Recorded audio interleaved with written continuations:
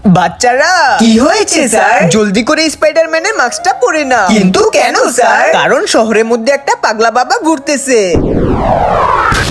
সে যার মুখে স্পাইডারম্যানের মাস্ক দেখতে পায় না তার মাথাকেই উড়িয়ে দেয়। কি বলছেন স্যার? হ্যাঁ বাচ্চারা, আজকে যখন আমি স্কুলের দিকে আসতেছিলাম তখন আমি মাস্ক ছাড়া পাগলা বাবাটার সামনে পড়ে যাই।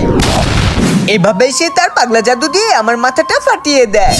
তাই এখনো সময় থাকতে মাস্কগুলোকে পরে নাও। ঠিক আছে স্যার।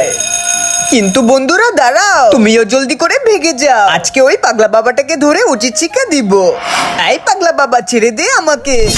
আরে প্রিয়া, এটা কি করে হলো? স্যার, আমি যখন এই পাগলা বাবাটাকে ধরতে যাই তখন আমি নিজেই তার কাছে ফেসে যাই। আরে ওই তো পাগলা বাবাটা, জলদি করে লুকিয়ে যায়। আরে একটু আগেই তো এখানে ছিল, গেল।